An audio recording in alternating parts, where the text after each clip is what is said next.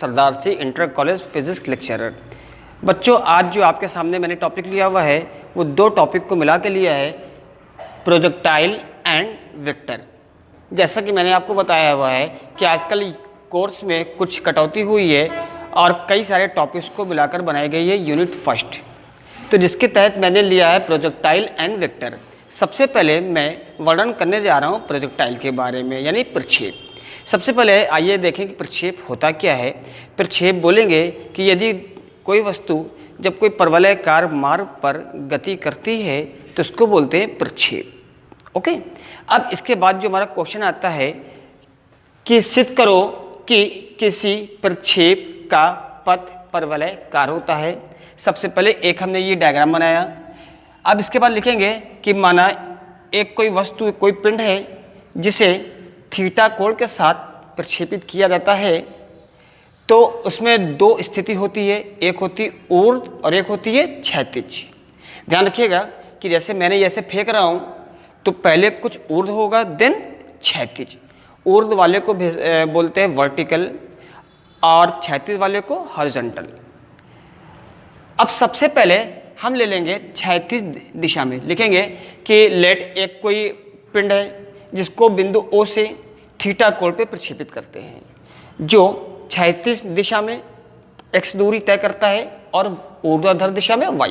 Okay, अब लिखेंगे कि इसके बाद लिखेंगे क्षैतिज दिशा में, क्षैतिज दिशा में यानी कौन सा, हॉरिजॉन्टल।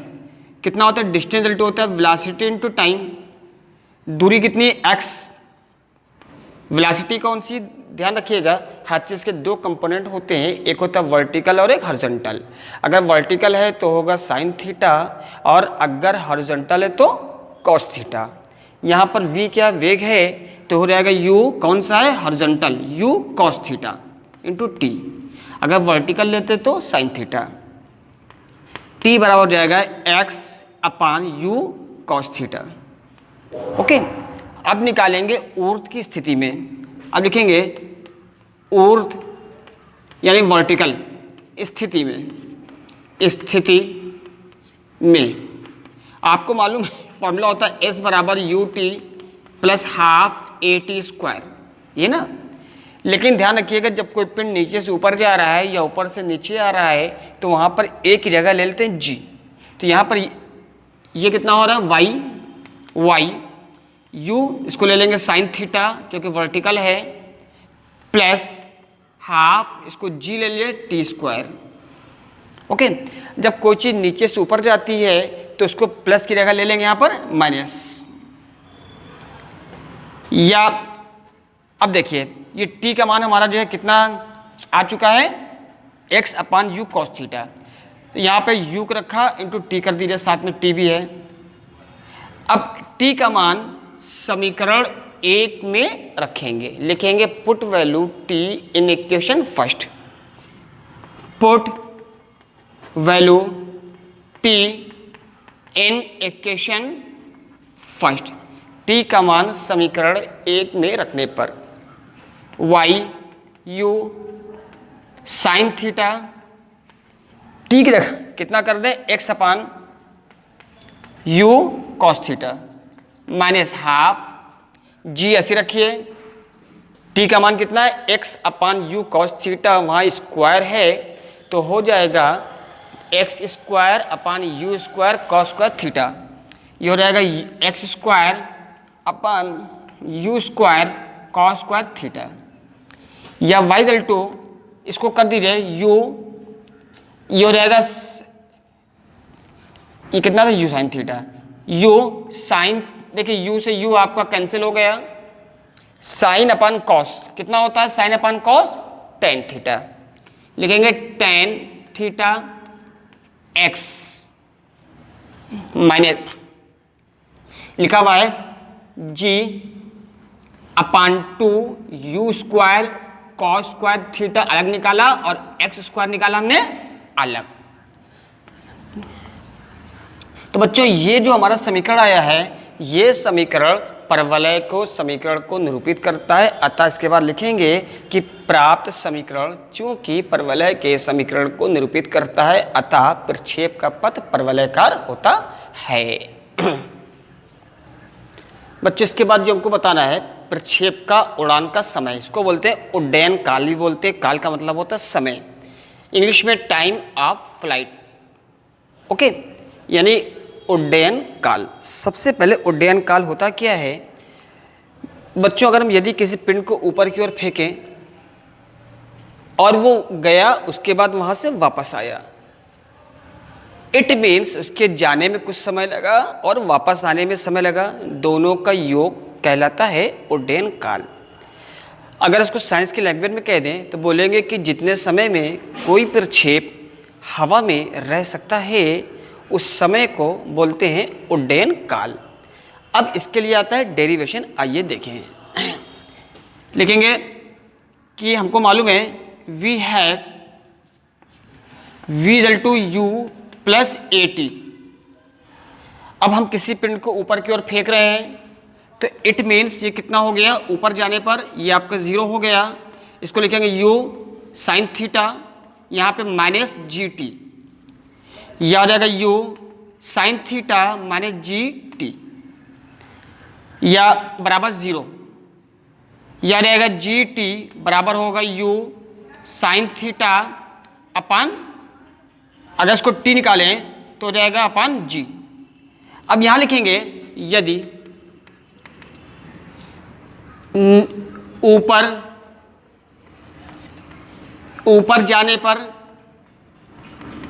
ऊपर जाने में और नीचे आने में समान समय लगता है, समान समय लगता है। तो ये था हमारा ऊपर जाने पे। अब जब अगर हमारा नीचे आने पर होगा तो नीचे आने पर भी हो जाएगा, नीचे बना दे साइन, फिर टी हो जाएगा u साइन थीटा अपान जी। अब जैसा कि मैंने बताया उड्डयन काल, जितने समय तक कोई प्रक्षेप वायु में रह सकता है इसको बोलते हैं उड्डयन काल। तो इसको लिखते हैं t बराबर होगा t प्लस टी, यानी ऊपर जाने पे और नीचे आने पे। ऊपर जाने पे कितना था, चूंकि दोनों सेम हैं तो इसको कर सकते हैं 2t, या हो जाएगा 2t का मान आ चुका है u साइन थीटा अपान जी, t बराबर 2u साइन थीटा अपान जी। इसके बाद है परास यानी रेंज। रेंज क्या है, रेंज होती है दूरी। बोलेंगे डेफिनेशन इसकी कि जब कोई प्रक्षेप अपने उड्डयन काल में जितनी क्षैतिज दूरी तय करता है उसको बोलते हैं रेंज। ठीक, अब इसके बाद आता है इसका डेरिवेशन। डेरिवेशन के लिए क्या है, आपको देखिए रेंज यानी आपको निकालना है दूरी। लिखेंगे we know that distance equal to होता है वेलोसिटी इनटू टाइम।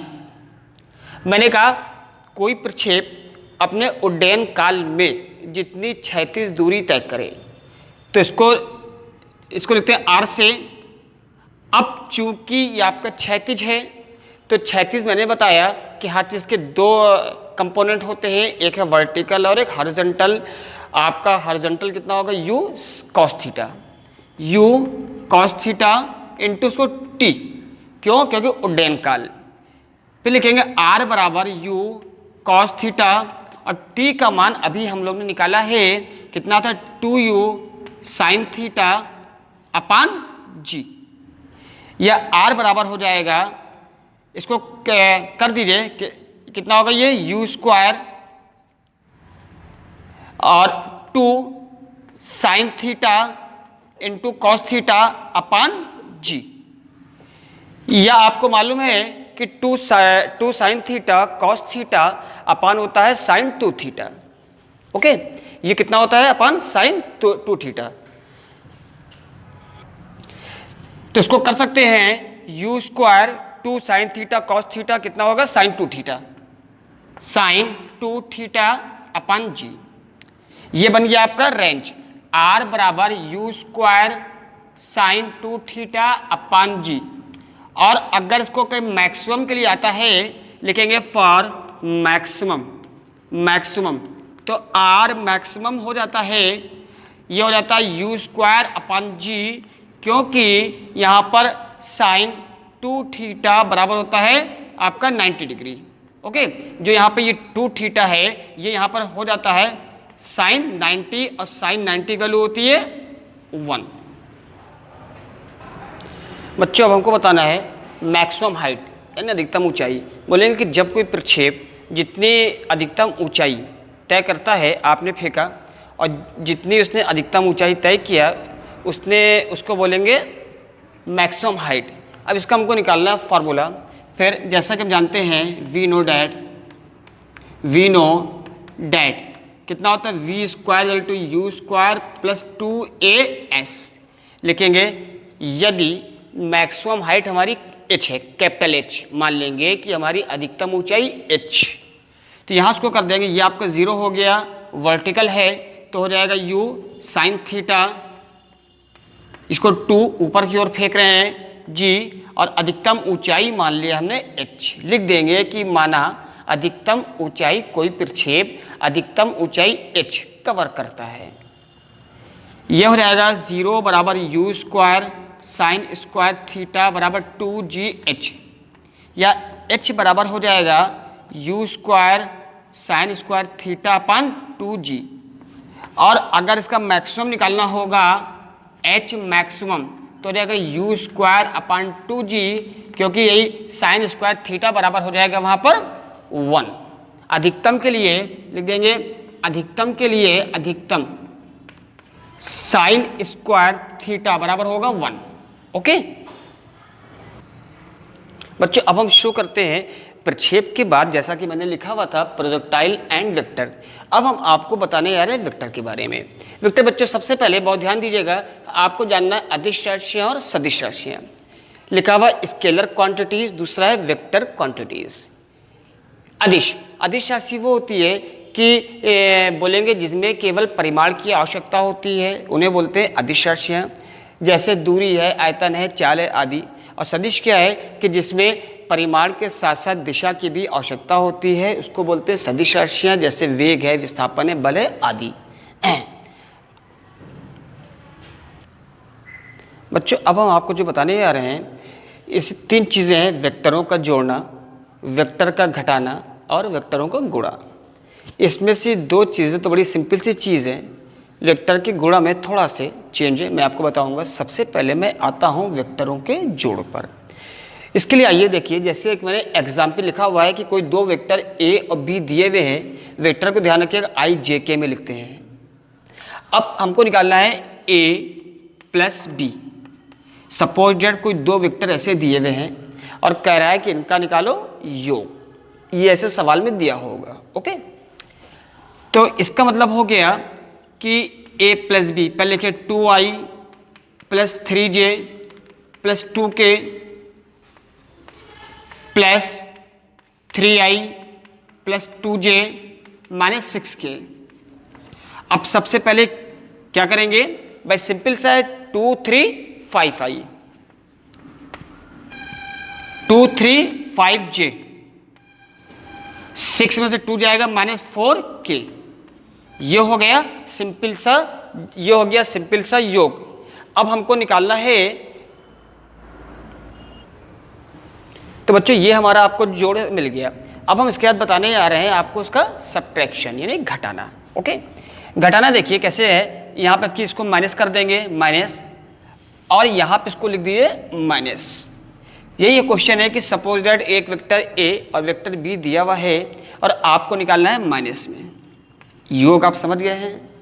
सबसे पहले क्या करेंगे, हम ब्रैकेट को ओपन करेंगे, 2i plus 3j plus 2k minus, अच्छा यहाँ माइनस लगा हुआ था। अब हम इसको क्या करेंगे कि हम इसको ब्रैकेट को करेंगे ओपन। ओके, दोनों ब्रैकेट्स को ओपन करिए या दोनों को एक बना ले, जैसा आप चाहें। तो मैंने यहाँ पे देखिए, मैं दोनों को एक ब्रैकेट बना रहा हूँ। इसका हो जाएगा माइनस 3i प्लस का -2j, माइनस और माइनस प्लस 6k। ओके, अब हमको देखना है कि जो सेम साइन है उसको ऐड कर लेंगे और जो डिफरेंस साइन है उसको सब्ट्रैक्शन।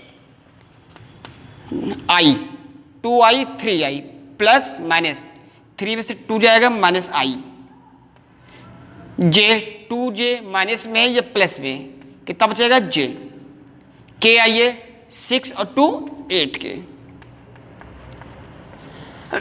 ये आपका आ गया है a माइनस बी। ओके, अब हम बढ़ते हैं बच्चों अपने मेन मिशन की ओर, जो हमने आपको बताया था वेक्टर का गुणा। ओके, थोड़ा सा ये डिफिकल्ट है, तो अब हम देखिए, हमने आपको योग बता दिया है और हमने आपको बता दिया है सब्ट्रैक्शन। अब हम आपको बताने जा रहे हैं कि कैसे हम निकालते हैं वेग का गुणा। ध्यान रखेंगे, सपोज डेट लिखा हुआ है x, लिखा हुआ डॉट y या x y, मैं आपसे पूछूंगा क्या है तो आप बताएंगे दोनों ही गुणनफल के साइन है, यही ना। लेकिन इसमें फिजिक्स में थोड़ा सा चेंज है तो दोनों ही गुणनफल का साइन, लेकिन इसको बोलेंगे x डॉट वाई। ध्यान रखिएगा, इसमें x क्रॉस y। वेक्टर में गुणनफल दो तरह से निकालते हैं, एक होता है डॉट, दूसरा क्रॉस। पहला वाला है x डॉट वाई, दूसरा है x क्रॉस y। कैसे हल करते हैं आइए देखें। यहाँ पर है सपोज दैट, ये आपको एग्जाम्पल दिया हुआ है कि वेक्टर a इजल टू दिया हुआ है 2i plus 3j minus 6k, और वेक्टर b दिया हुआ है 3i minus 2j plus 5k। ऐसे क्वेश्चन दिया हुआ है और कह रहा है आप निकालो a डॉट b और निकालना है a क्रॉस b। आपको ये दो चीज़ें निकालनी है। सबसे पहले हम आपको बताते हैं a dot b। a dot b कैसे निकालेंगे, देखिए a डॉट b, a की वैल्यू कितनी है 2i plus 3j minus 6k dot कितना, ये 3i minus 2j plus 5k। Okay, अब डॉट वाला है, ध्यान रखेंगे इसमें सिर्फ और सिर्फ केवल नंबर्स का नंबर में मल्टीप्लाई। ओके, 2 3 6 नंबर्स में कर रहा हूं, plus minus minus, 3 2 6 minus plus minus, 6 5 30। अब यदि कोई पूछता है कि आई जे के में मल्टीप्लाई क्यों नहीं किया, तो बता दीजिएगा कि आई स्क्वायर बराबर जे स्क्वायर बराबर के स्क्वायर, ये होता है 1। ओके, आई स्क्वायर बराबर जे स्क्वायर बराबर के स्क्वायर बराबर कितना होता है 1। ध्यान रखिएगा। ओके, इसलिए मैंने आई जे के को नहीं लिया। ये हो जाएगा 6 कैंसिल हो गया माइनस 30, ये आपका हो गया डॉट। अब हम क्या करते हैं, आगे बढ़ते हैं और अब हम आपको बताने जा रहे हैं क्रॉस प्रोडक्ट। क्रॉस क्या है देखिएगा, ध्यान रखिएगा, आपको निकालना है क्रॉस। तो क्रॉस प्रोडक्ट निकालने का थोड़ा से तरीका अलग है, कैसे आइए देखें। लिखेंगे a क्रॉस b। सबसे पहले हम क्या करेंगे, एक बनाएंगे बिल्डिंग, ये बना दिया और ये। ओके, यहां लिखेंगे i, यहां j, यहां k। अब i j के a और b के जो दिया था, इसमें से क्वेश्चन में से इसके नंबर्स को लिखेंगे 2 3 माइनस 6। ध्यान रखिएगा साइन के साथ 2 3 माइनस 6, इसमें 3 माइनस 2 और 5 प्लस 5। ओके, अब हम इसको कैसे इसको सॉल्व करेंगे। सबसे पहले ध्यान रखिए, ये प्लस माइनस प्लस याद रखिएगा, ये होता है यानी i लिखेंगे प्लस में, और यहाँ पे अपने से माइनस, यहाँ पे माइनस j, यहाँ पर अपने से माइनस, प्लस k, यहाँ पे बीच में minus. Okay, plus minus plus, इसको ऐसे लेंगे और बीच में हमेशा क्या होगा माइनस। अब बढ़ते हैं आगे। सबसे पहले हमको लेंगे आई, तो ध्यान रखिएगा आई लिया और देखेंगे इसमें आई जिस जिस लाइन में आया उसको छुपा देंगे। जैसे मैंने ले लिया ये दिस और दिस, ओके। अब आपके सामने देख रहे हैं ये 4, तो करेंगे क्रॉस मल्टीप्लाई, 3 5 जा 15, अपने से माइनस ये 6 2 जा 12, माइनस माइनस प्लस, अब प्लस माइनस माइनस 12, ओके। अब लेंगे माइनस जे, अब जे वाला छुपा देंगे जहां जहां जे आ रहा है, जिस जिस लाइन में, देखिए ये आ रहा है और ऊपर, तो ये जे छुपा दिया। 2 5 जा 10 माइनस ये था 6 3 जा 18, minus 18 minus minus plus, plus के। अब के वाला ये लाइन छुपा देंगे और ये 2 2 जा माइनस 4, माइनस 3 3 जा 9, 3i 28j माइनस 13k, ये आपका हो गया ए क्रॉस बी, ओके। अब हम बढ़ते हैं थोड़ा सा और आगे, इसमें आपको निकालने को आता है माड। तो ये एक वेक्टर दिया हुआ है और आपको निकालना है माड। इसका देखिएगा जैसे कि एग्जाम्पल है, सबसे पहले माड के लिए ध्यान रखिएगा, लिखेंगे वेक्टर ए, इसको ऐसे बना दिया, अंडर रूट 2 का स्क्वायर, यहाँ पे प्लस लगाएंगे, माइनस 3, यहाँ पे प्लस 3 का स्क्वायर, यहाँ पर हमेशा प्लस रहेगा। अब अंडर रूट सॉल्व करिए, 2 2 जा 4 प्लस 9 प्लस 9, 9 9 18 4 22, ये आ गया आपका माड। अब इससे पहले आगे बढ़े, कुछ चीज़ें और आपको बता दें, एक दो फॉर्मूले हैं जो आपको लर्न करना है। यहां मैं लिखे दे रहा हूं नोट, जैसे लिखा हुआ है ए डॉट बी बराबर ए बी कॉस थीटा, या ए क्रॉस बी माड बराबर ए बी साइन थीटा। इसमें ध्यान देने योग्य बात यह है कि ए डॉट बी आप निकालना समझ गए हैं और ए क्रॉस बी निकालना समझ गए हैं। अच्छा, ए क्रॉस बी निकालेंगे तो उसका आंसर कुछ आपको इस तरह से मिलेगा और उसका माड आप इस तरह से निकाल लेंगे, पूरे का माड निकाल लेंगे। अब आपको मैं बता दूं ए बी क्या है। यहां पर ए और बी दोनों ही, ये वेक्टर ए का माड है यानी मापांक है और ये बी वेक्टर बी का मापांक। इसी तरह से ये ए बी जो है नीचे, ये आपके मापांक हैं। तो आज बच्चों मैंने आपको बताया है अदिश राशियां, सदिश राशियां और प्रक्षेप के बारे में मैंने आपको बताया। अक्सर कभी कोई कह देता है कि सिद्ध करो कि यदि दो वेक्टर दिए हुए हैं और दोनों वेक्टर एक दूसरे के परपेंडिकुलर हैं, तो इस स्थिति में अगर लंबवत होता है तो ए डॉट बी जीरो आएगा। ध्यान रखेंगे ए डॉट बी जीरो। तो बच्चों उम्मीद है कि ये वीडियो आपको पसंद आया होगा और आगे की जानकारी के लिए इस वीडियो को ज़्यादा से ज़्यादा लाइक करें, सब्सक्राइब करें। जय हिंद, जय भारत।